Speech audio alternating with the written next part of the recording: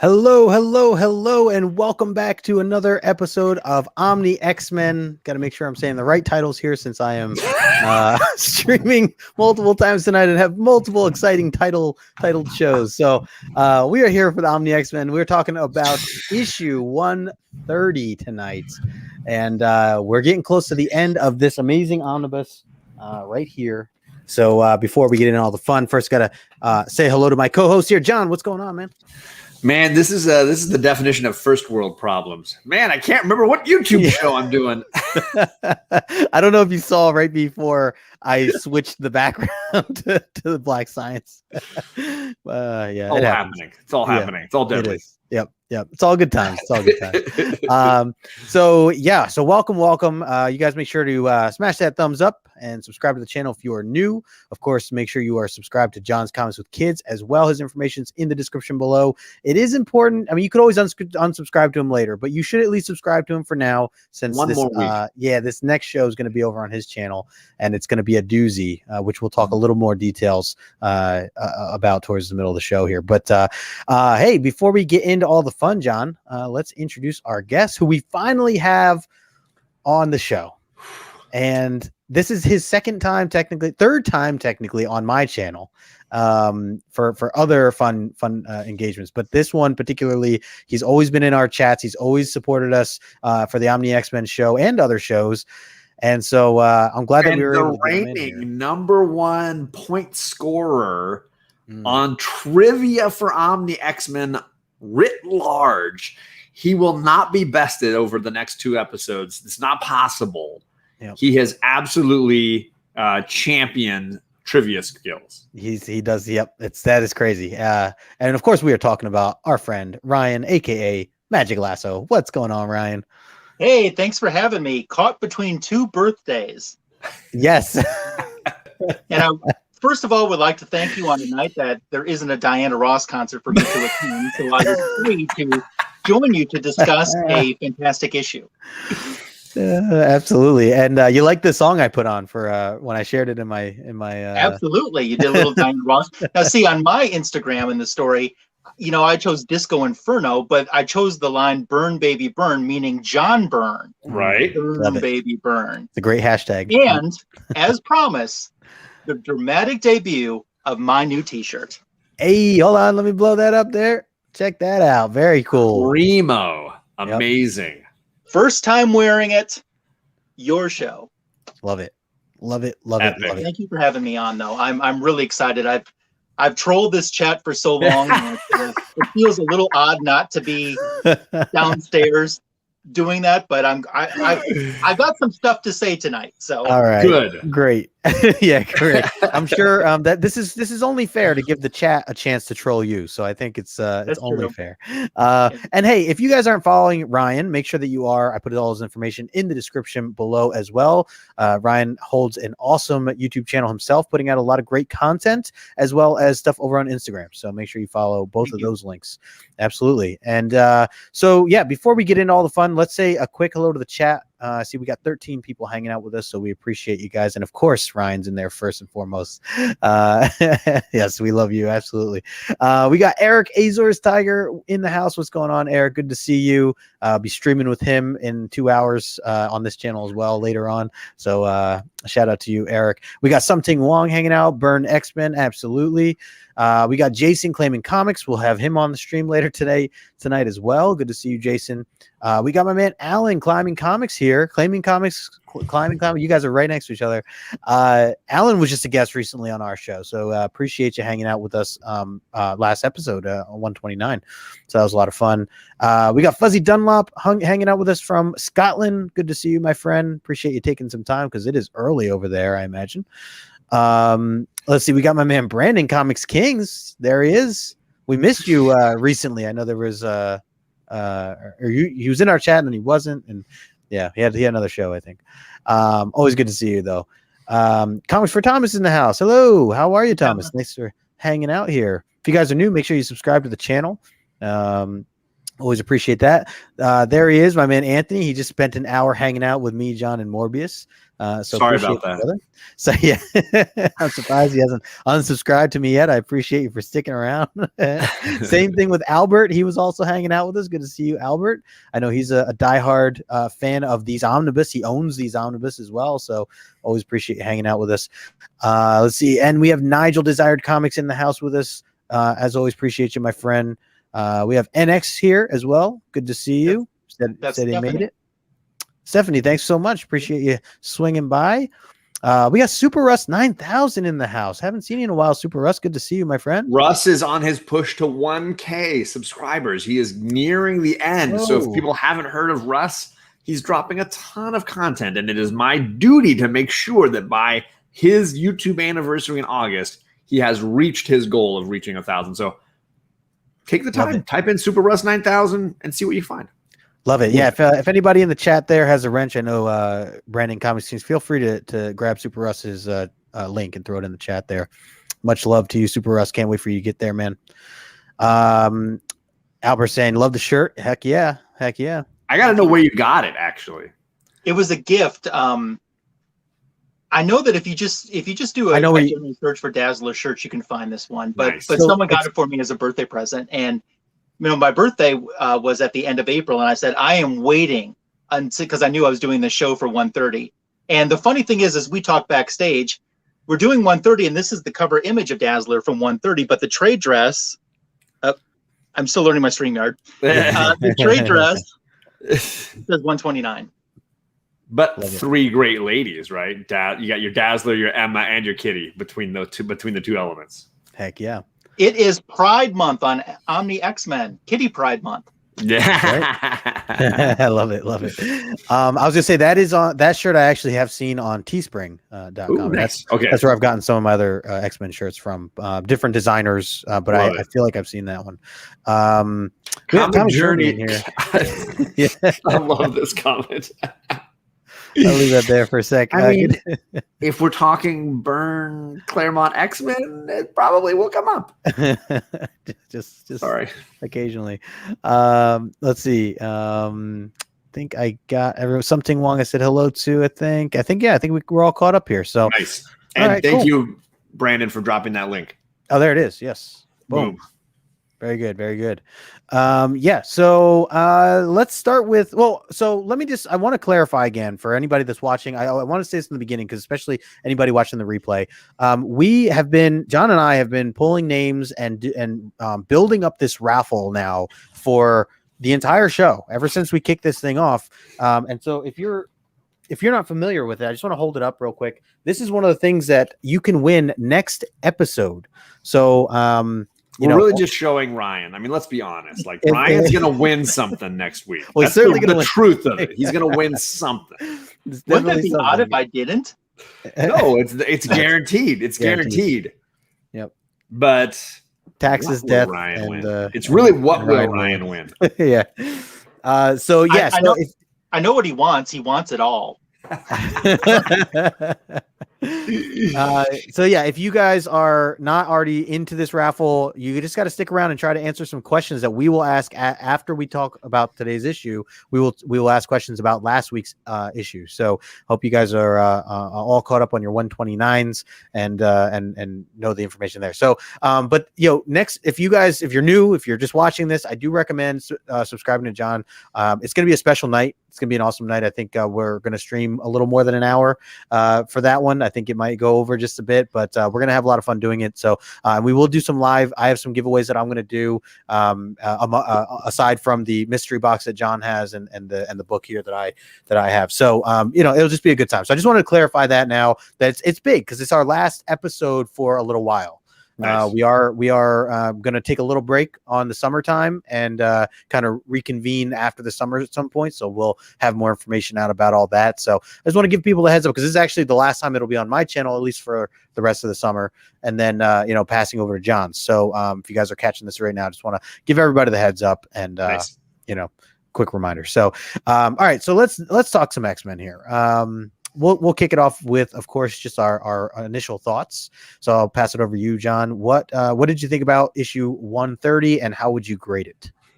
It's definitely like part and parcel with 129, right? It's almost like they took a 2-part episode of your favorite show and split it into 2 issues, right? You could easily make it a special 2-hour or a double issue and have both issues together. Because what you're seeing is half the team goes to check on Kitty Pryde and they go through their event, and the other half go to Dazzler and what happens on their event. And it's a split narrative in that way. I love the art style here. I love the character design. I will say I prefer issue 129. Issue 129 is a better read for me, but I love the look of this issue. And if you could just trim down the Sebastian Shaw, Jason Wingard stuff a little bit, I think you'd get a better issue out of 130 overall. So for me, this is probably a 9-0. Solid. I think that's completely fair. Ryan, what about you? What did you think about 130 overall, and how would you grade it? So, as John mentioned, the split storyline originally, from the research that I've done in this issue too, this issue essentially is the one that wasn't supposed to be. This is Marvel's top brass putting their hands in the X-Men pool, because the debut of Kitty Pryde was supposed to be 2 issues. Marvel comes in and says, we have a character named Dazzler. X-Men is the best-selling book there is. She needs to be pushed in there. Make it work. So this is why a 2-issue storyline becomes a 3-issue storyline with this. Like a roller coaster. I mean, we started out pretty good. We're like, yeah, last issue, we're like, yeah, this is going to be fun. And I feel like we ramp it up a little bit more with this issue too. John, you're right that I think action-wise there was much more going on in last issue, but this issue has so much more Jean Grey and Phoenix in it, which touches my heart so much, where the previous issue didn't. And I like this one a little bit better, I think, for that reason, and the dramatic debut of Dazzler as well. The art is good. I'm giving it a 9. Hey, look, we agree. There you go. So I completely echo what both Comic of you guys Jeremy says this has Jim Shooter's stink all over it. Yep.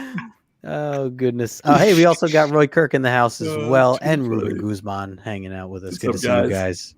Appreciate everybody. It's I think that you guys are both spot on here. It is interesting to know that this is kind of like that split issue, talking about 129 and seeing where it stands with 130.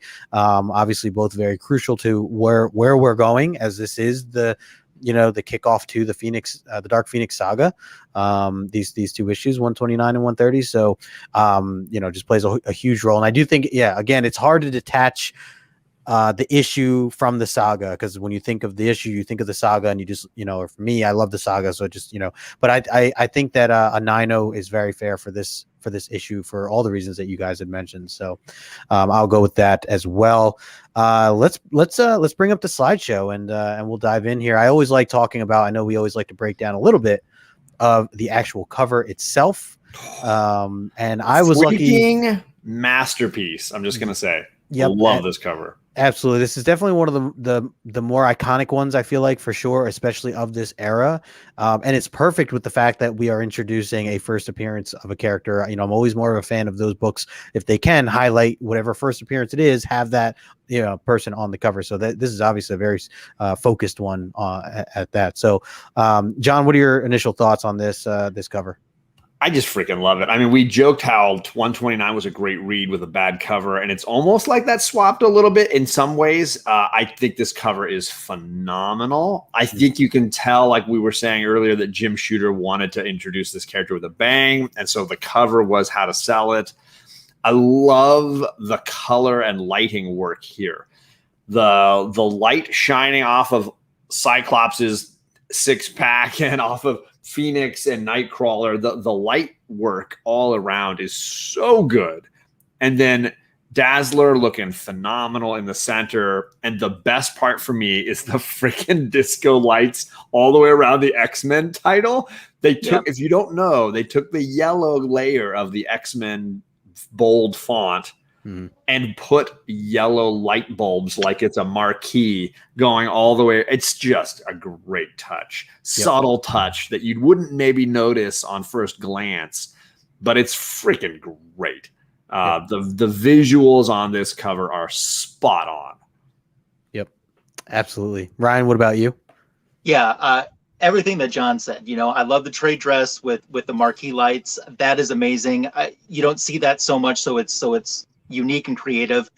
What I love about this cover, besides the colors, is the fact that, and I don't know if anyone's done this yet. If not, someone should. If I wasn't so dumb and lazy, I would do it myself. I would love to see Cyclops, Jean, and Nightcrawler animated in these moves to make it look like they're dancing to her music, kind of like.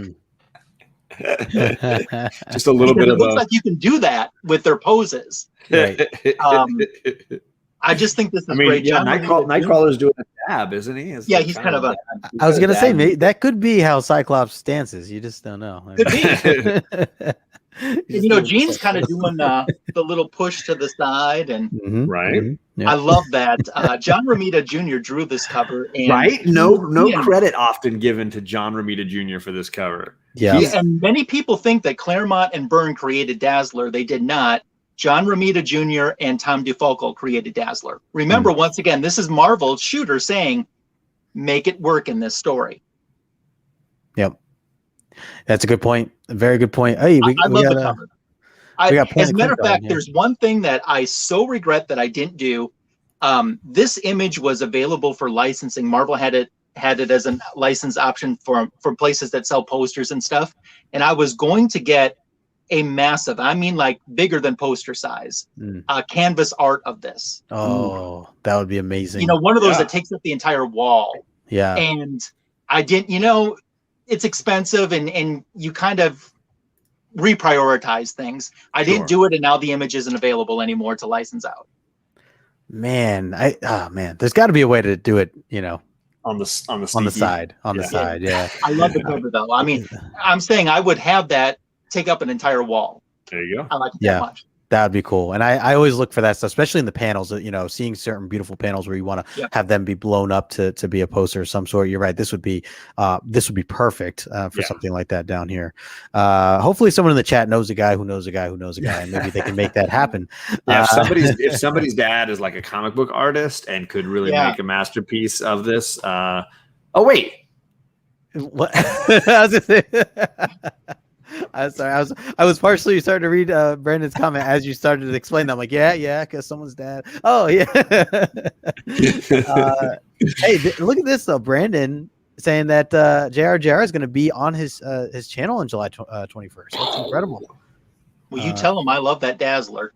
Very cool. Yeah. Hey, maybe you'll be able to tell him yourself, Ryan, in chat.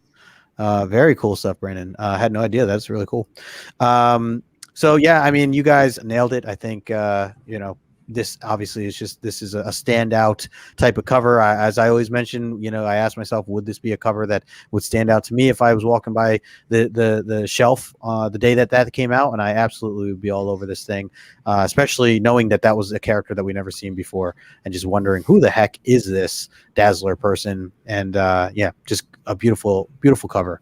Well, and we're in the era of like, we got a cameo and then a second cameo and then a full first appearance. This is like balls out. Like, we're just going to go all in. First appearance, first cover appearance. It's all happening. Her name is even on the cover. Boom. Yep. Well, her name is the story. They just call the story Dazzler. Yep. Yes, sir. All right. So let's dive inside then. You know, we have these first two splash pages, which really is you know, just kicking off where the other half of the team had left off, because as you guys had mentioned, there's kind of like these two stories going on at the same time, where the team had been notified or Professor X said, hey, you know, we got to split up. We have these two different mutants that we have to try to get. Like I said, it's very similar to Transformers with the Autobots. But yeah, so just another, you know, a beautiful panel here. As the three arrive in New York City. And then we also see that they're being watched the entire time. As you can see on the right hand side, the goons, the henchmen of Emma Frost there, they have all of these TV screens, so they know exactly what's going on. And they're right down the street. Well, we'll find out that they're right in a van very close by. So a van down by the river. Exactly.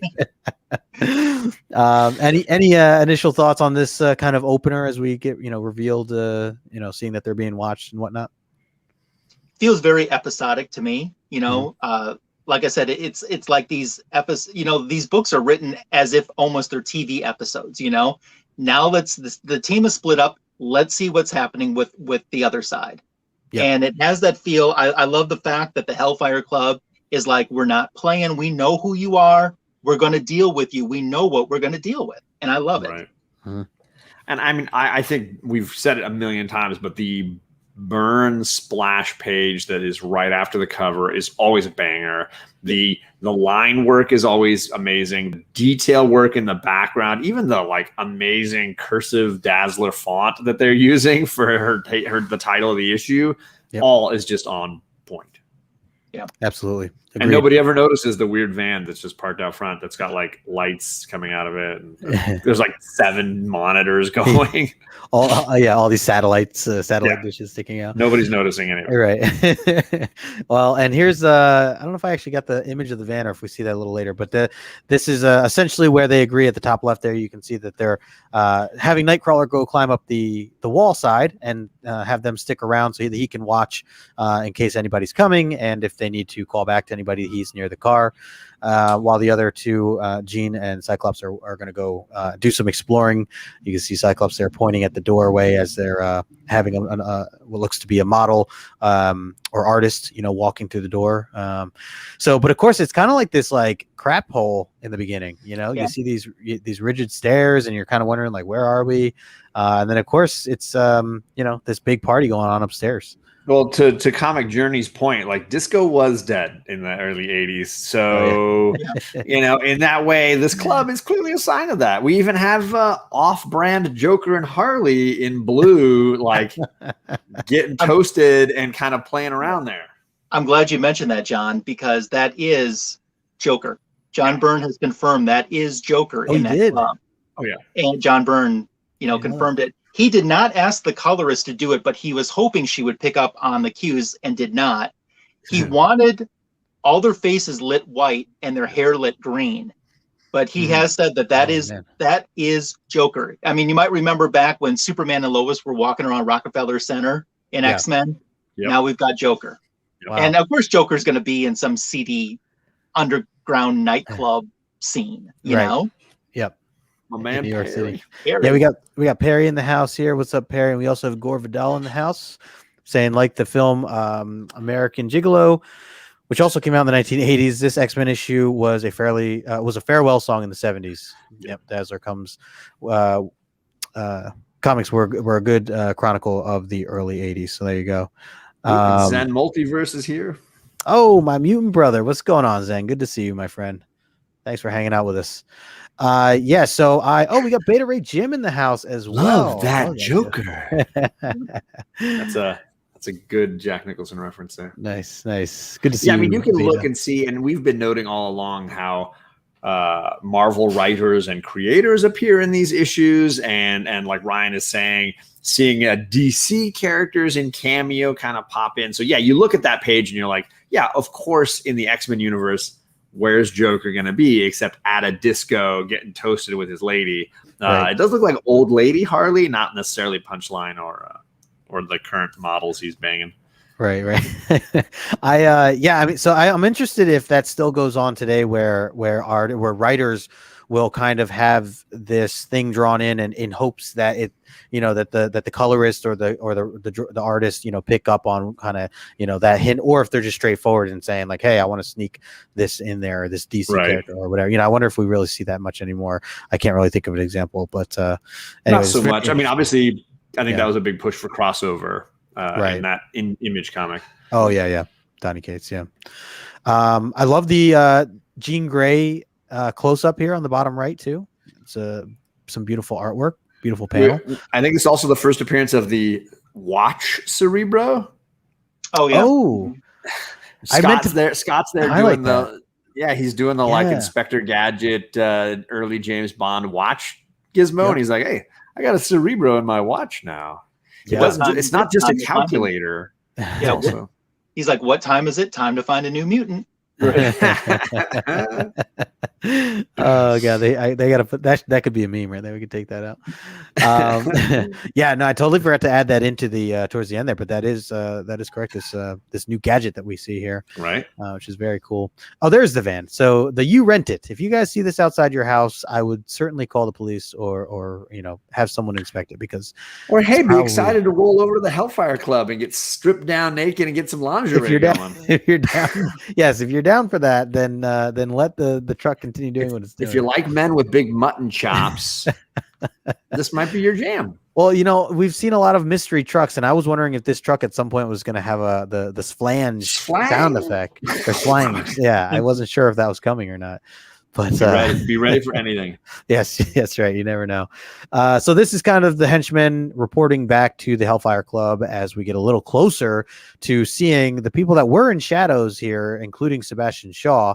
I think this is his first time really, or they consider it his full appearance of him being in this comic. So he's had a couple of lines before, but he was in the shadows. So that panel here on the right, as he's talking with what's his name? Jason Wingard. Yeah. So a little interesting tidbit too here on the right of how these two. I mean, there's clearly this like little bit of an ego going on between the two of them, and them both kind of doubting that the other is going to do their job right. I just thought that was interesting. It's just such a villainy thing, like they obviously are just bad guys, and of course, as a bad guy, you can't trust the other bad guy. So I just thought that was some interesting conversation or dialogue that was added in here. And then, of course, we get Emma down at the bottom right. So got to bring her in as well, as he's trying to find out what's going on with what she had done. Because remember, as we said, that there were these two things going on at once between the two episodes or these two issues. So, of course, here on the next slide, this is kind of the view that Sebastian Shaw is seeing as she's showing their captures, which is not a great look for the X-Men. I don't know. I mean, Wolverine maybe, but like Storm and Colossus are just. Colossus looks like he's in pose. He's just flexing. He's like, check it out. He's like, I might as well show off while I'm saying. I mean, when you're ripped like Colossus, you're like tidy whitey. He's basically my costume at this point. Let's just do it. I'm not wearing the knee-high boots, but I got all the rest. Yeah, and Professor X chooses what a great time to take a nap, Yeah, he's the only one they left in full wardrobe, just so you know. Yeah. Everybody's like, the old guy, let's just keep him in his clothes. That's a great point. Let's just not. Oh goodness. Ryan, any thoughts on this here? Yeah, he woke up with more clothes on than he had when he started. Yeah, they dressed him. button his coat there too. Make sure it's all tidy. It's hysterical. So as we left off from the last issue, this is the team getting caught by Emma pretty easily. Emma just knocked them all out. The team stripped them and threw them in these cages, and it's kind of where we left off. So she's reporting to Sebastian. It might just be Emma's thing. I mean, look what she's wearing. She just wants everybody in her uniform. She's like, why aren't you dressed like me? Like, she's trying to recreate the world in her image. Yeah. Except Professor X. Except Professor X. She's like, that's not necessary. It's not. No helping him. No saving him. You think her henchmen would all be running around in like thongs? Yeah. Whatever. I mean. Oh goodness. So jumping in here. Oh, these Farouk and flashbacks. Bell bottom jeans. Look at those bell bottoms on Kitty Pryde. Not only does she have like serious gams, look at those legs. She's got legs that are longer than my entire body. Yep. But the jeans, the bell bottoms on those things are working. Yep. That was the style. I call this segment in the issues, okay, kids, for those that didn't have enough money to buy last issue, this is what you missed. Yeah. Right. Yep. Pretty much. And they do, they've done a pretty good job at not going too crazy over these past 20 issues or whatever. I feel like it's gotten better over time. Yeah. Not completely wasting a full page on something such as this. And sometimes they're necessary. There are some new information that we gain as well on certain ones. So I'm not totally hating on them, but yeah. So that's interesting. I wanted to highlight here. Gore was saying, the Hellfire Club fascinated me. It was modern Victorian Gothic. Yeah. When Sebastian Shaw appeared, you could smell the sulfur in the air. Had a Byronic, sinister charm, which is displayed here. Very interesting. Yeah. Gore. And then We got Rod. What's up, my brother? Hey, Rod. Just getting out of his show. Good to And see I don't know you. if you want to wait to get into it later, but there was a whole failed movie behind this issue. Oh yeah. I don't know if you heard that. I don't know. We can wait till Dazzler appears if you want to dive into it later. Okay. Let's do it. Let's hit it there. Yeah. Where was I just? Jackson said for those parents who didn't let you buy the last issue because Wolverine was Reading porn. That's why. Because Wolverine was reading porn. Yeah, that was yeah. So I like that in this top left hand panel, I anytime that we get to see these panels of Kitty doing her abilities or showing her abilities, I think is always cool. And obviously there's a lot of ideas I'm sure that John Byrne could work with and come up with, while doing this kind of thing. So anytime, even now, even currently, with Hickman and stuff, I'm sure that the writers are having fun, coming up with showing how she can show off her abilities, how she takes out bad guys and things like that. I saw some really cool stuff in the Hickman run so far. So her abilities are just so cool. And obviously there's a lot more to it than just that. And we learn that down the road as well.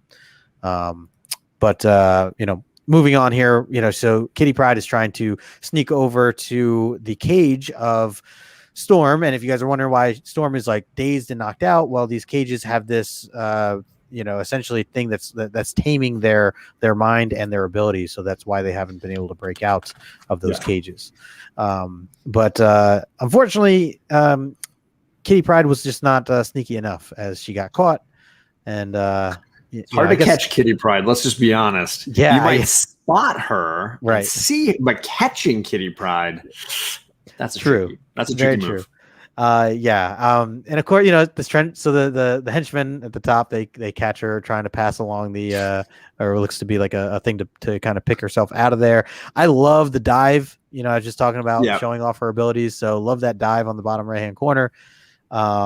Just awesome. And then of course Emma just sees them, just go after them. So what I love is that Storm has a phone number sewn into her costume. This is kind of like her version of Uber back in 1980. Man, I'm so wasted. I got to get home somehow. I can't even fly. Yeah. It's like a wristband that basically tells you your name and where you live. Yep. Classic. I still use that today. I also love, I know they put exclamation marks, but when I first read the henchman pointing out Kitty, I read them with periods because he just looks so casually pointing. Oh yeah. So I read it as Miss Frost. There's someone at the cages. It's a kid.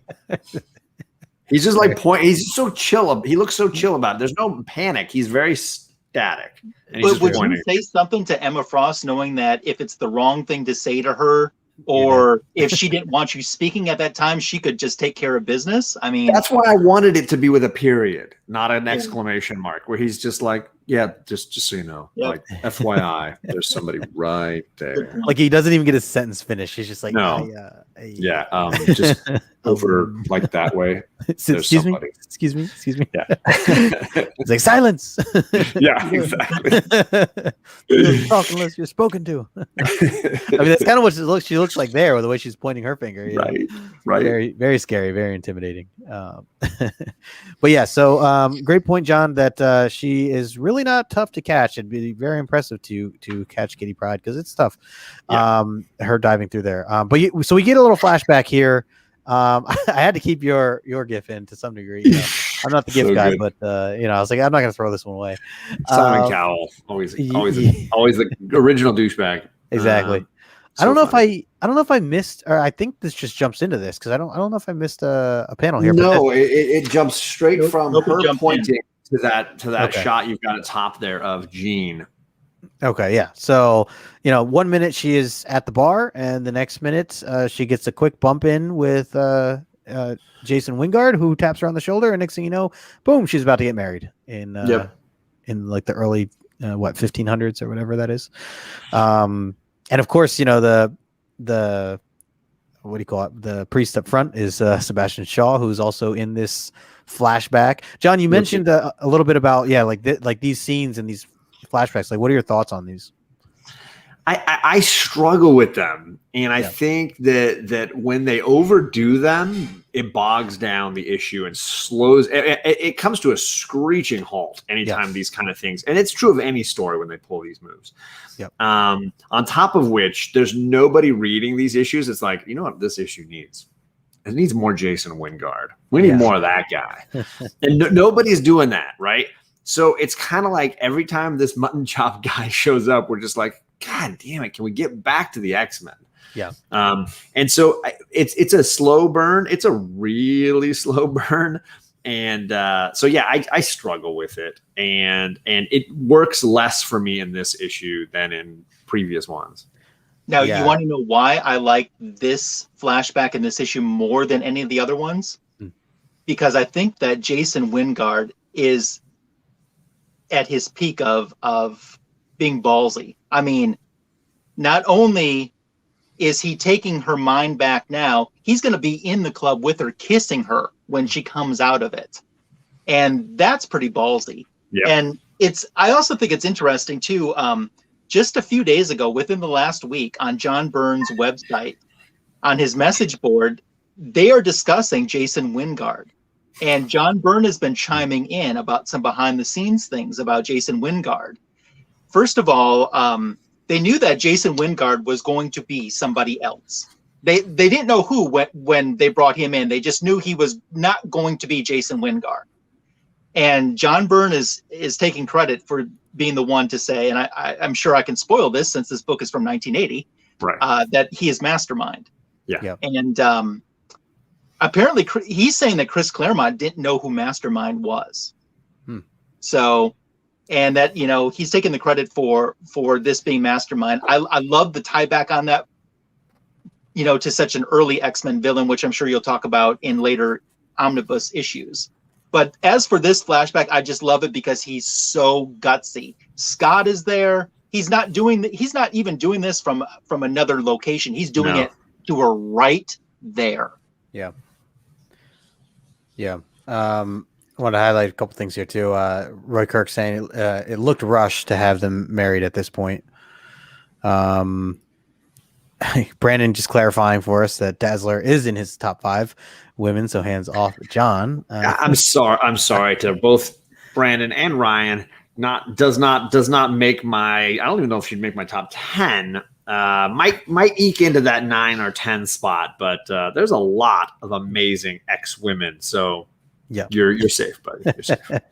Aggressively relaxing is in the house. What's going on? Yeah, I won't steal your fictional girlfriend. But keep your hands off of Callisto. Right.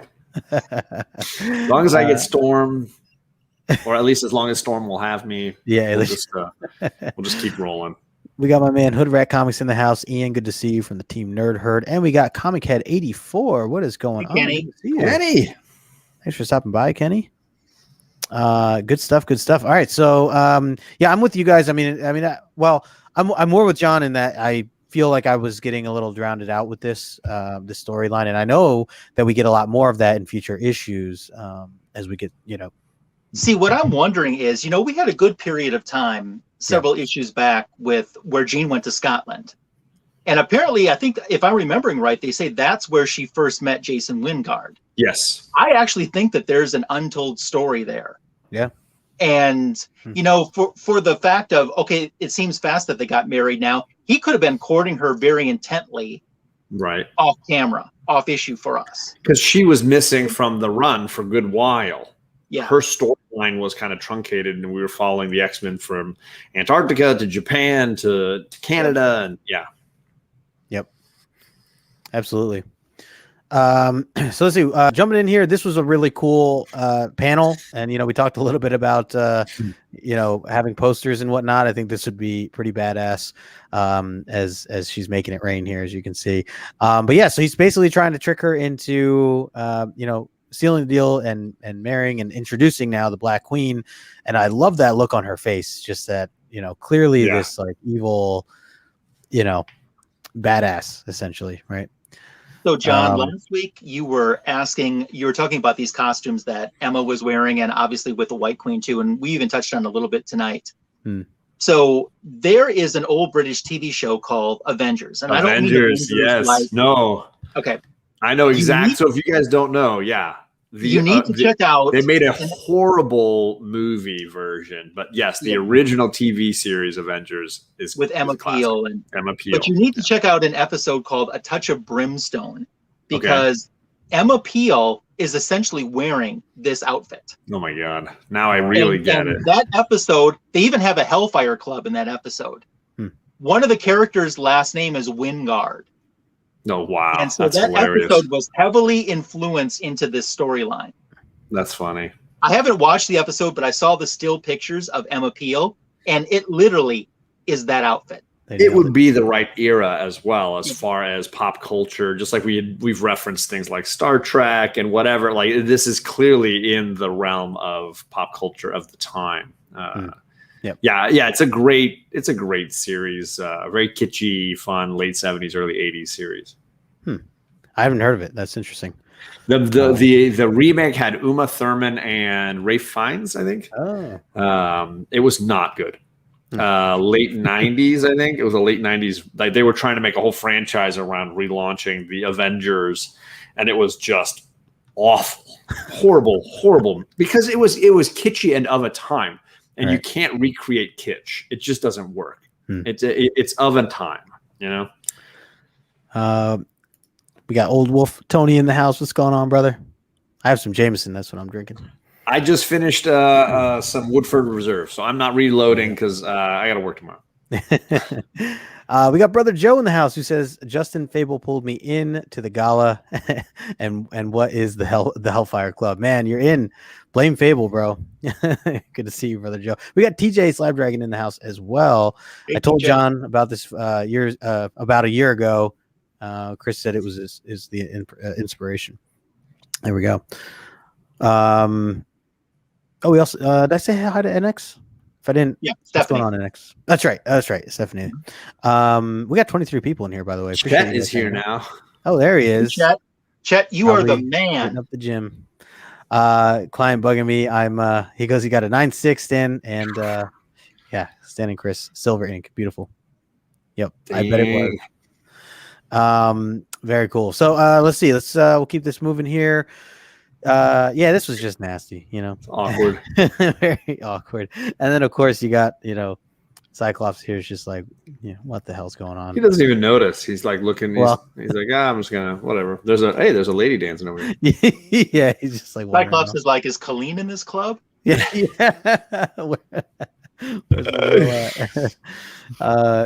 So it's interesting. Jean just kind of snaps out of it out of nowhere, realizing what she's doing, pushes him away, and immediately goes chasing after Cyclops to apologize. And Cyclops just kind of keeps it going.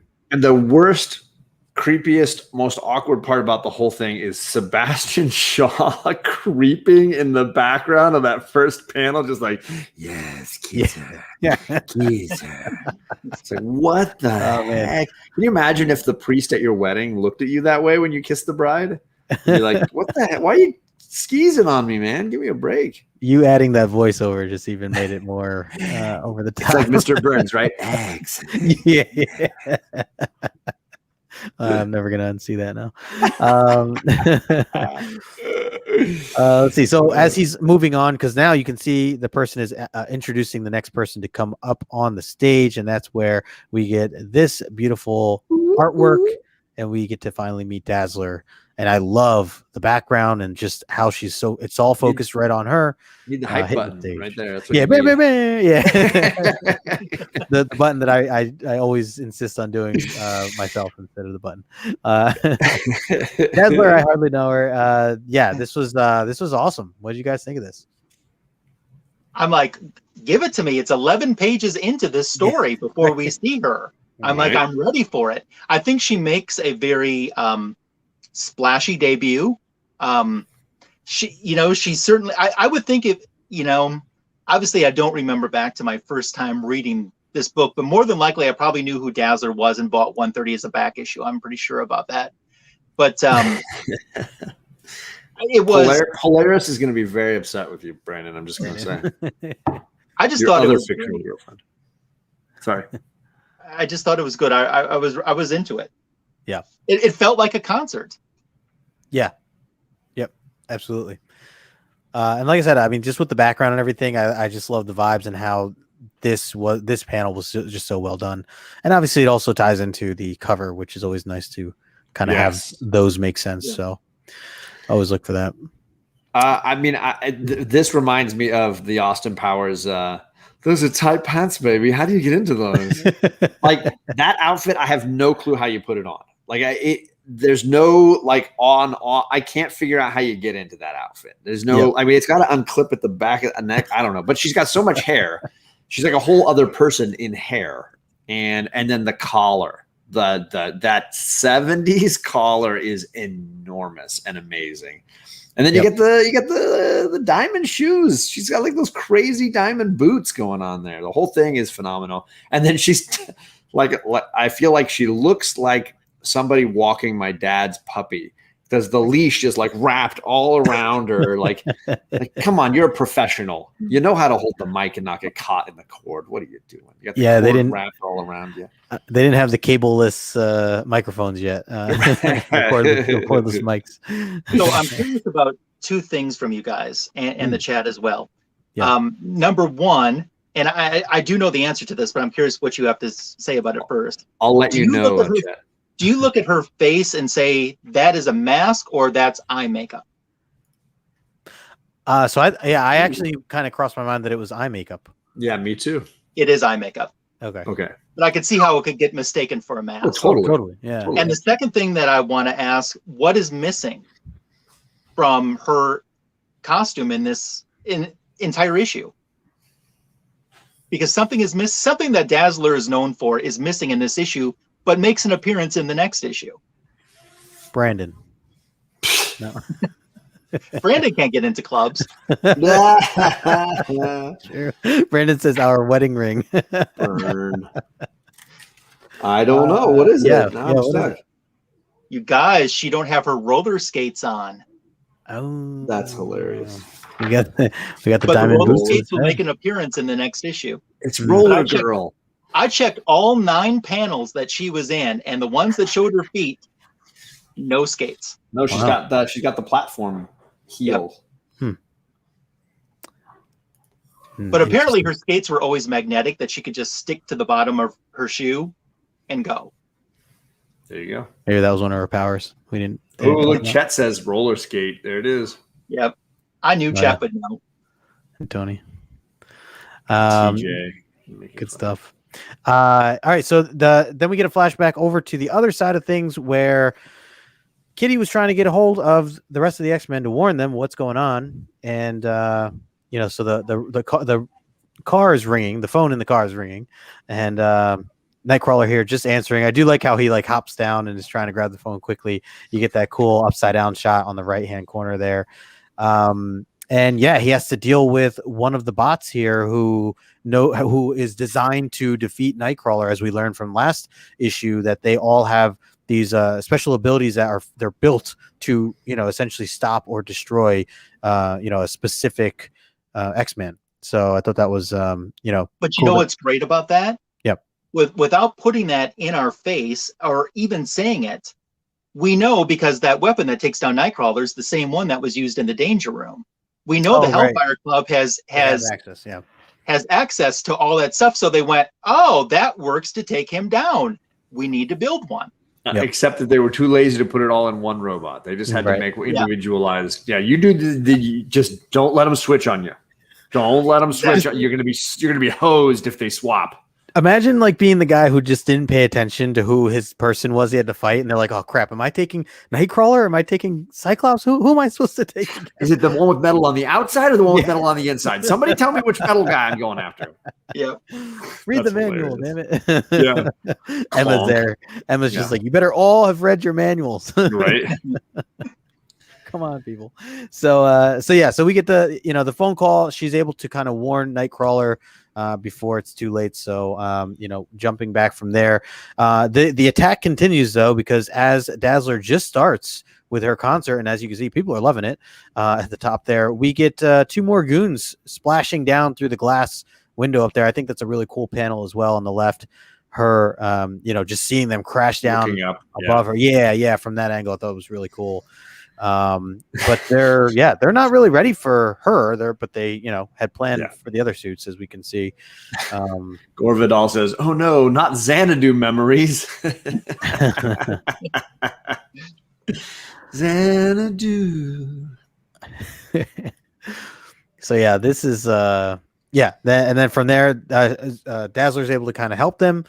They are or Jean. We get to see Jean kind of do her thing. Or at least for a second before the robot that's supposed to be fighting her kind of throws her up in this like bubble kind of thing. What is that going on there? That yellow. Another. I mean, they put. It wasn't like Storm in a crystal at some point, and so it's like this is a ball of energy. There you go, ball of energy. Okay. And then Cyclops just gets smacked in the face with this pink goo. It's the robot just right at the face. Robot gum. Yeah. I'll be polite and call it gum. Yeah. So we get some action scenes here, but of course, Dazzler is able to make some moves here, as they're not really ready for her compared to, as I said before, compared to the rest of the team, is they don't have any real information on her. So luckily, she was able to dodge this blast and free or take one out to allow the other team, which is kind of what happened in the last issue, right, where we saw them kind of work together and get each other out by switching partners, essentially. So it was nice to see Jean save Cyclops. And let me see, we jump into this is great. So I had to add this in here. I pity the Farouk sucker because she's just using just thought of Mr. T with the sucker comments that she has here. Thought that was great on the right hand side. But too bad it's not sucker. Yeah, right. An A instead of the E-R. I should have added the A's on the. I'm saying she doesn't say it that way. Right. That panel on the right, by the way, this is totally not X-Men related, but it totally reminds me of Hollow Heart. I should have added that in here. Damn it, missed opportunity. But anyways, any thoughts here, Ryan, on kind of this whole battle scene that we're going through? I mean, I think we definitely needed it to establish that she's more than just a singer. This is who they were looking for. Yeah. I think this is also, Byrne and Claremont going, okay, Shooter, we're doing what you wanted. But it's good. I mean, they're showing that she has power. Yep. And it's a unique power. There's not at that time. I don't know of any other superhero that was kind of a light-based power for the most part. Yeah. If there is, it's escaping my mind. Yeah. John, any thoughts here with seeing Dazzler do her thing? I mean, it's more Byrne line work that's just really clear and spot on. I think they really nail it. I love the color work too, and those spiraling energy circles coming around the robot there, or the guy in the mecha suit. It's just good stuff. Yep. And then let's see, we'll jump into that just kind of the rest of the action scene. Now Nightcrawler is able to kind of catch up, and everybody else is kind of loose at this point. I like Cyclops there at the bottom kind of blasting both robots at once. Thought that was a pretty cool scene of, you can even see his head kind of twisting here. And then basically Cyclops tries to get Dazzler to stick with them. Is there a little conversation at the top? Well, he's got to ask anybody to join the team at this point because everybody refused him last time. So it's like somebody's going to join if he just keeps throwing invites out. Right? He's just asking like random people now. They're not even mutant. They're just like, you want to join? Yeah. You wanna... Look, buddy, I'm just a janitor. I mean, he's asking the Joker after this is done. So I still love though. His big opening line is, "You ever wonder where you get those mutant powers from?" And she's like, "Nope." Oh yeah. Just shoots him down completely. Nope, I don't really wonder about it. I just want to sing. Leave me alone, you creep. Yep. Uncanny Swag says he would join. There you go. Join the X-Men. No one wants to join. Not having it. Nope. I want to come on, Dazzler. I want to make Jean jealous. There you go. Didn't work last issue. She was like, "You were with Colleen." Okay. Yeah. I had this Jason Wingard guy I'm making out with in the dance club later. Oh my gosh. So we wrap up here towards the end, and that was a little of my own, my There you own go. trickery there, John. Nailed it. Nailed it.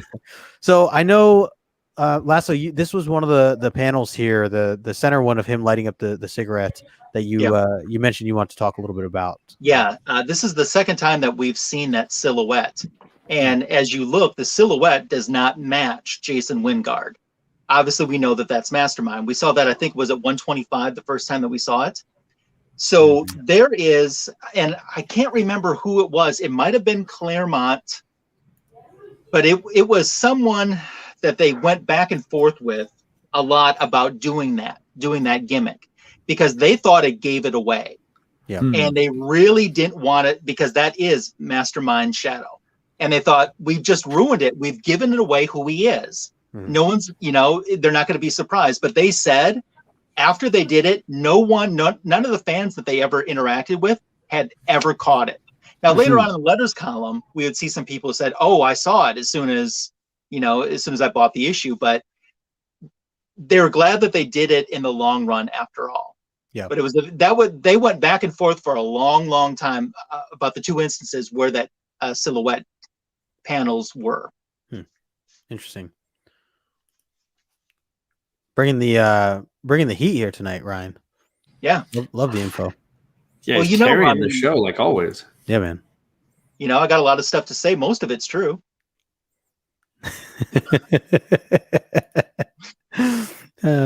Picking and choosing. Hey, I like how the laughter here. That could kind of pass for Joker too, right? Oh my gosh, it's full Joker font. Even the like curvy letters, like in the pink and purple. Come on. Yeah. Yep. So yeah, just kind of another cliffhanger as we're continuing to build up on this Dark Phoenix saga. But that kind of closes out the issue. We'll see what happens with the team from there as they are able to kind of get away, at least for now. But I know lots to come. So yes, indeed. Let's dive into the some of the stats here, some of the numbers. Oh man, I barely have that in on the corner. So let's talk about pricing here first. 9.8. So this one jumps a little bit compared to some. Well, last issue was a big one too. This is last according to Go Collect. Last 9.8 was sold at $11.50. That was in May of this year.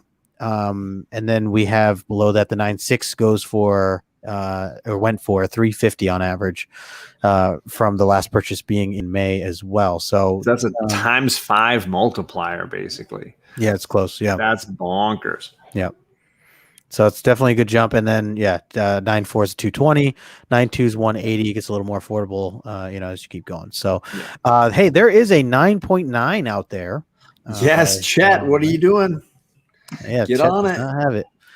But I imagine that is a special one for sure. 9.9. There's 308 9.8s, and then 649 9.6s, and 630 9.4. So there are a lot of higher grade, mid to high grade, copies, that are out there of this. So, like I said at the last issue, I prefer if I can, get the 2.5 because there's only 2 of those out there. Yeah. So, if you get your hands on the 2.5, that one 9.9 or one of those 2.5s, I mean, it's a win-win either way. Rarity. Not many out. Very, very scarce. Just saying. So and then I just had a couple things here. The key elements of obviously Alison Blair, aka Dazzler, her first full appearance, and then also first full appearance is stated for Sebastian Shaw as well. The Black King, we did get him last issue briefly, kind of in the shadows, but he did have some lines. So we won't get into that whole debate, but certainly this is another appearance of him. And then second appearance of Kitty Pryde and Emma Frost as well. I know some people always looking for the second and third appearances sometimes are a little more affordable. Unfortunately, this one's not because of the fact that Dazzler is the highlight here. But it's a great issue.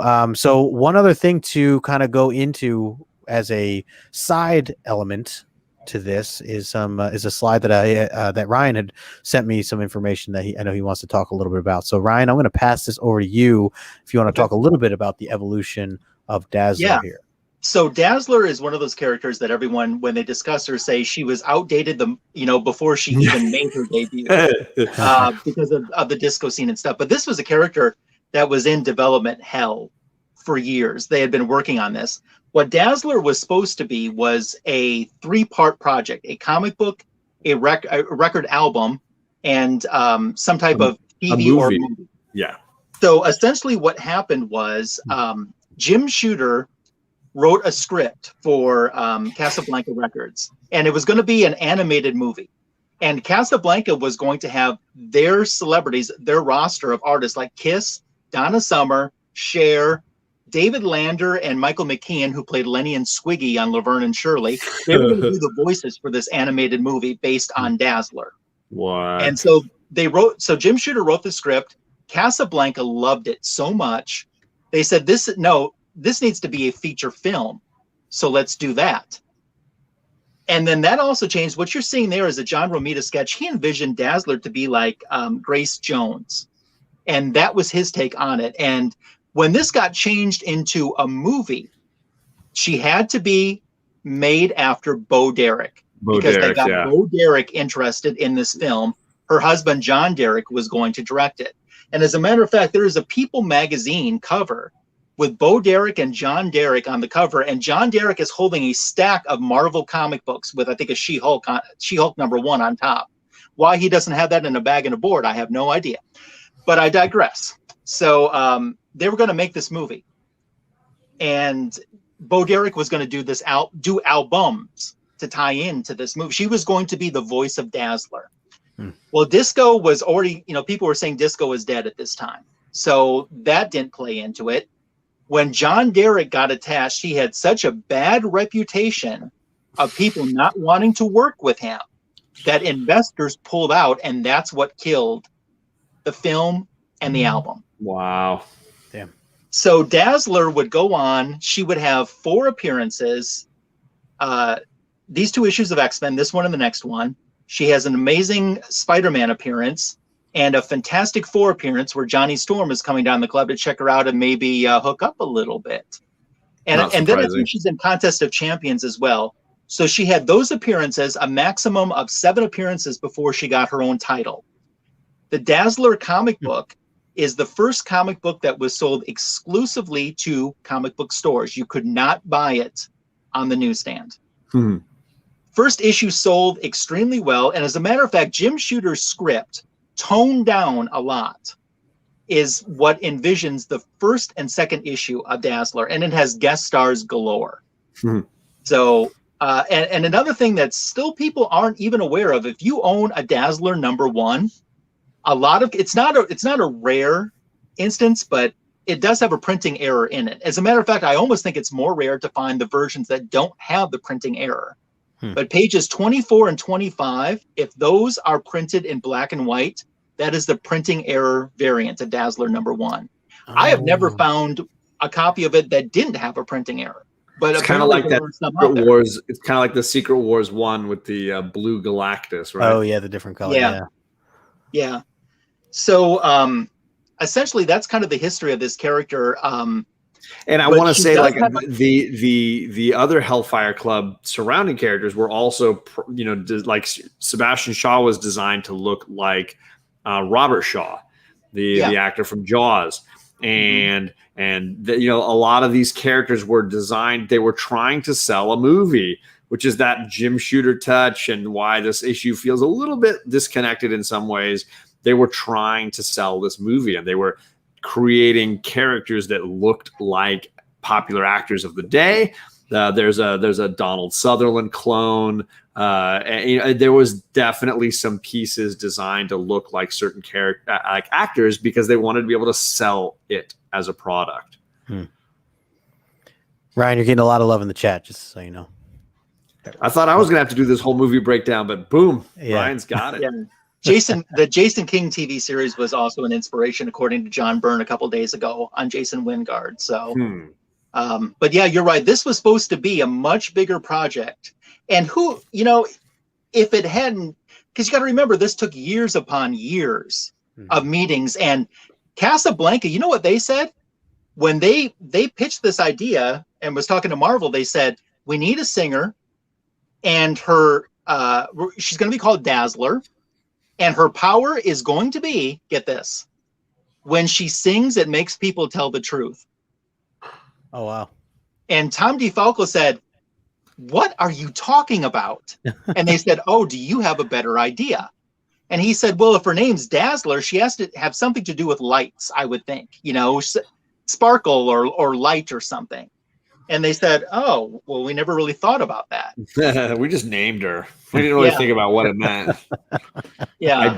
I'm an idea guy. I don't really do details. Yeah. And you know, it is funny too, jumping back to that Dazzler #1 and #2 storyline that Jim Shooter wrote. There's like 36 superheroes grand total and only a 1-page fight scene. So sounds about right. Yeah, you got the Avengers, the Fantastic Four, and the X-Men and Spider-Man all there, and you know, like four or five panels to take care of. I mean, they were really going whole hog trying to pitch this and make this a big deal. And it's hilarious kind of how it fell flat on its face and was nothing for a really long time, which is why there are definitely fans who don't like Dazzler and view her as a something of a shtick, you know, that just didn't work out. Mm-hmm. Man. But that's history. I mean, there's your one and only look of how Dazzler was supposed to look. You know, when Grace Jones. And John Romita Jr. said when DeFalco came to him, he said, we're supposed to create a character that sings in clubs all the time. And he thought to himself, John Romita said, well, who do I, because he was a young stud going out to the clubs in New York at that time. And he thought, I always see Grace Jones, and she wears roller skates and she wears these skin tight outfits. He said, that's who it's going to be. Boom. Damn. And then Bo Derek changed everything. That's what happens when you're a 10. Yeah. Brother Joe here saying thank you. The information helps me grow. Yeah, you're getting a lot of love in the chat, Ryan and John, both of you guys, for the information you guys are bringing. Appreciate. Show me a picture. If you have a Dazzler #1 that isn't black and white on page 24 and 25, shoot me a picture of it on Instagram, because I've never seen one, nor do I know anyone who owns one that isn't. I think it's kind of like that Secret Wars 1. If it's printed correctly, I've never seen anybody be able to share a Secret Wars 1 that wasn't Blue Galactus. I haven't seen it. Right.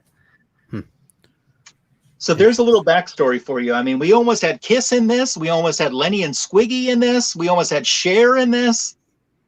Donna Summer. Gore saying there was an animated rock and roll film, Rock and Roll, the music by Blondie Lou Reed in the early 80s. Interesting. Tony saying great information. Well, hey, that's incredible, and a great way to kind of wind this down. This is a lot of extra information that I didn't know about, and that tied into this issue. So appreciate you sharing that. A lot more to this, that's for sure. Any final thoughts before we kind of get into? I know we have our questions coming up here, and then we can close out from there. Anything else that either of you wanted to add in here? No, I'm good. Yeah, I'm kind of good too. I think it's a fun issue. Like I said, like I said at the beginning, like the roller coaster, we started out, and then this issue picks us up more, and by the next issue is really going to get us going a lot faster. And before we know it, we're doing the loopy loops. Yep. So, and I'm looking forward to it. Yeah. Cool.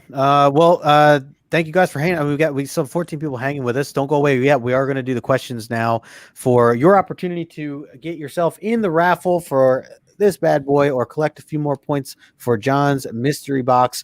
Keep in mind that you can get a point if you are second to answer one of these questions correct. So if you think someone answered before you, still put the answer, because you could still get something for that.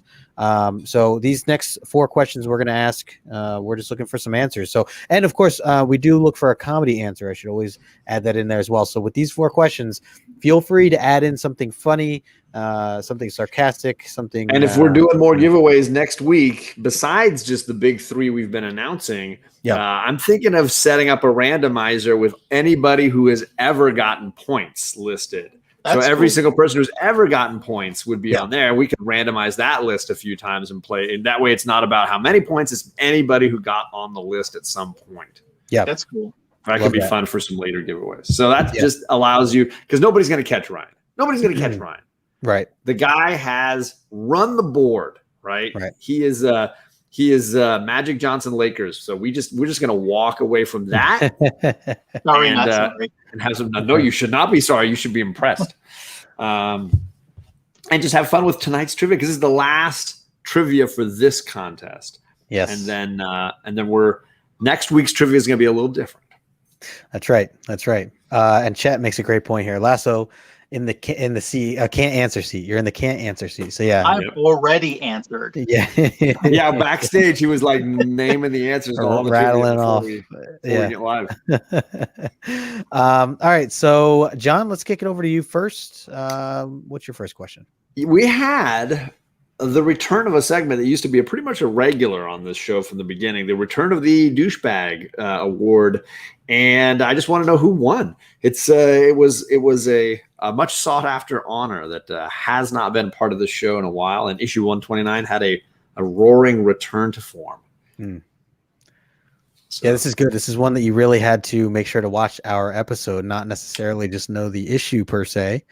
So yeah, if you guys know the answer, put it in the chat there. If you are not sure, take a guess. Who knows? You could be right anyway. We already got the answers, so it's already happening. I just got to figure out where Climbing Comics is these days, because he's getting the second place, but Chet got first place there.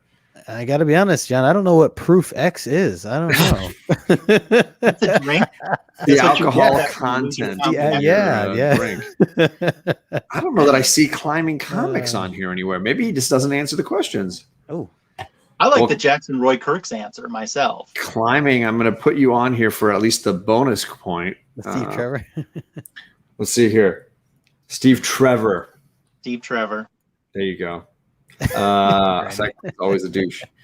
So you're losing. I'm going to take some points away from Brandon on that one. Brandon, that's negative.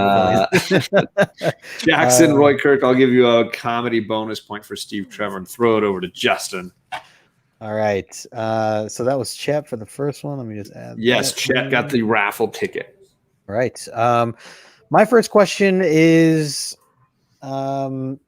what did Emma Frost tell her henchmen to do with the X-Men when they captured them last issue? There was something very specific that she had given an order to have her henchmen do to the X-Men as they captured them. What was that order?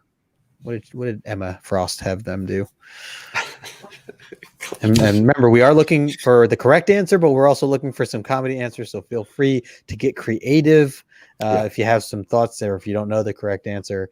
And I think we have the correct answer that I see here. Let me jump back to the top here. So I see Climbing Comics, Alan, undress them. That's the first one, right? Is there anything above that? No. I mean, Brandon says load them aboard the hovercraft. No, it's not good enough. It's not good enough. I'm saying undress them is the correct answer. So I had Alan first. And then we had Old Wolf. Yep, and then Tony second. Very nice, very nice. Let's see, where are you, Tony? You've got to be on here somewhere, right? Let's see, where are you at, Tony? Albert, just a little off, just a little behind. Oh, there you are, Tony. I'm not wearing my glasses. Tony going for the comedy, saying, touch them softly. Melt their faces. Melt their faces, yep. I still have a comedy answer. Did you see that? Which one? Up top here. This one. Play the album. That's politeness. That's kindness. Draw some dicks on their faces. I wasn't going to highlight that one, but yeah.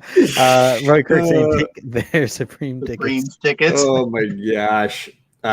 Chet with shaved Wolverine. There it is. That's good. There it is. Done. Too many good ones on that one. That was hilarious. Yeah. All right. My question is obviously it's a big Kitty Pride episode. How did Kitty's powers first manifest themselves? What was that first thing that happened? Charlie thinks she knows the answer, so she's going to come over here. Come over here and stand here, sweetheart. What was the first thing? Charlie. Hi, Charlie. You know Ryan, Magic Lasso, right? Hi, and Charlie. then Justin. I've won all of these episodes. So you've got to look. Hey, Charlie. What was the first thing that happened for her powers manifesting. Do you see anybody that got it correct yet? Yes, that's the one I saw. But look, hey, look right above it. Would you count that one? I mean, yeah, because technically she does. Okay, so she's saying the first one is who? Old Wolf 65. She going through the floor, right? Yeah, she goes basically to our right, Old Wolf and Albert Loves Comics, because she does go on her bed and then fall through the floor and hit the ground. And then the second one, which also could have been an answer, was when they're at the mall with Ororo and she falls through the wall as the Ooh. She fell backwards through the wall, Yeah, but she so does she, that like- at her house first, right? Where we see she's at her. Yeah. house first, but- Nice. So, Old Wolf, Good you got a call, raffle ticket. Good call, Charlie. So just so you know, for those that are wondering, Charlie has actually been given permission to not only start reading my Omnis, but break them incorrectly to unstress the spines of my Omnis. So Charlie's learning all kinds of life skills here. Let me make sure I got Albert Loves Comics with the second place answer. And was there a funny one that you liked, Charlie? Yeah, What how did her powers first manifest themselves? That one? Yeah. Bobby De La Gata's She Was Born. What's going on, Bobby? Station So brother. Bobby, I'm giving you your first comedy points, which means you'd be in on the overall, my man. For the question before this one, Nice. like who was the biggest douchebag? I said my comedy answer was you. Okay, so you go back to your dinner. That is negative points on Charlie. Charlie loses her raffle ticket. Shots have been fired here tonight, folks. Yikes. Here I was like saying nice things about her, inviting her on this show. Nice family show. That is done. All right, fine. One more question left, I think. Yes, that was Old Wolf, right? First, I just want to clarify. Old Wolf, yeah, I got the 2 points in the Got raffle ticket. Comics King says, "Dang." Drop the mic, Charlie. It was, yeah.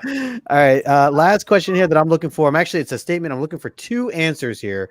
Name two team members who rejected Cyclops at the beginning of the episode when Cyclops was looking to recruit some of the team members to join the X-Men.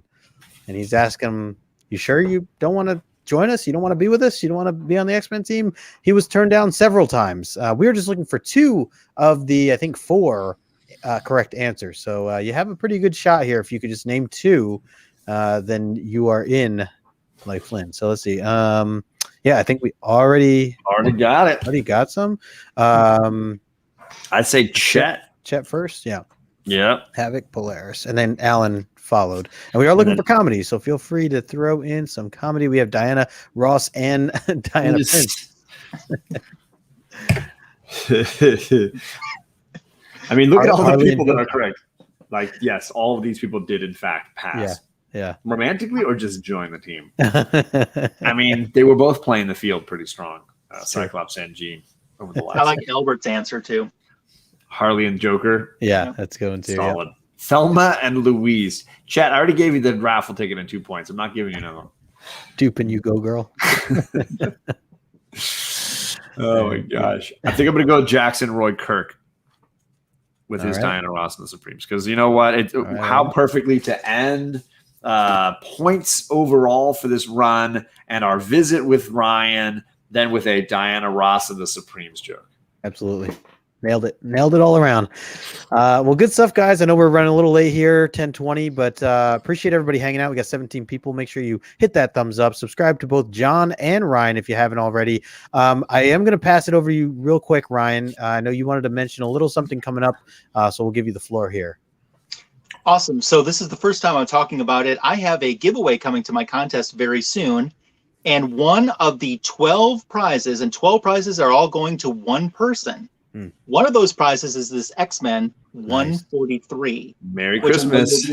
You'll be reviewing that in season 2 of Omni X-Men. Nice. Yes, sir. So this is the very first time I've talked about it. Metarog will have details on his next Thursday contest roundup video, and the giveaway will start soon after. If you haven't checked out my channel, please do so. I'm very close to 500 subscribers, so I'd love if we could kind of push that through a little bit more. Drop the video today with some comic book editions. You'll see some Mexican comic books, including Mexican Spider-Man. you'll see in that haul too. So check it out. Just search for Magic Lasso on YouTube. Sub me up. I'm certainly appreciative of everyone and their support and kind words to my channel. Means the world to me. To you two guys, I want to say Omni X-Men has been like book club for me.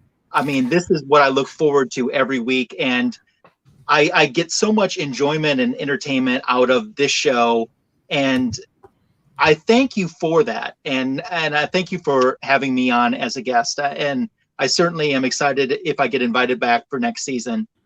Definitely, of course, hopefully Definitely. multiple times. Hopefully, yeah. But you guys should really be proud of this show because it means a lot to me. I know it means a lot to other people as well. So just keep up the good work. I appreciate that. Brandon actually beat me dropping the link, and I wrote Magic Lasso. Yes. But we're not going to worry about Magic Lasso. Thank you both, and Brandon. Thank you, everybody, having some really awesome, kind words. So make sure you guys catch that. Ryan, man, appreciate the kind words, man. Really do. I mean it. This show has meant a lot to me. It's always something to look forward to. I mean, there's some superhero TV on Tuesday nights, but that don't take the place of Omni X-Men. You know? Boom! Wow, Yeah, that is high. you, That might be the highest praise right there. Joel the Geek's in the house. What's going on? Joel, man. Appreciate you guys. So we're just wrapping up here, but appreciate everybody coming out. John, anything you want to run by real quick? I know you got a couple things in the works here. I know we're running.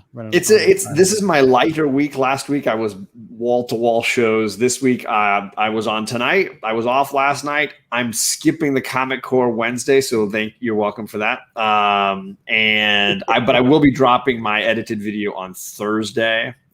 This is just the end of the school year, and there's graduation ceremonies and all kinds of things going on. It's just hard to fit it all in. So yeah. Instead, just subscribe to Magic Lasso. There you go. And you mentioned hard to fit all these different things in. If you guys missed our live stream just an hour and a half ago, John was on this channel again with me and Morbius as we talked a little bit about how to balance the hobby with other aspects of life. So if you're looking for answers on that, I don't know if we really give them, but you get a good laugh, so but yeah, so check that out as well.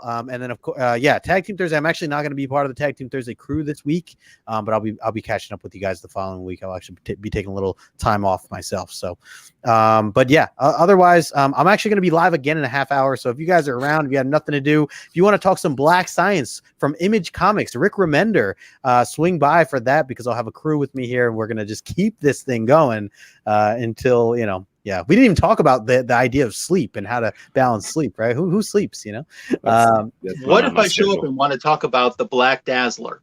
You can totally attempt that. You can totally attempt that. All right, guys, we will wrap this up. Make sure you're over on John's channel. It's going to be a huge event. I think it's going to be a lot of fun.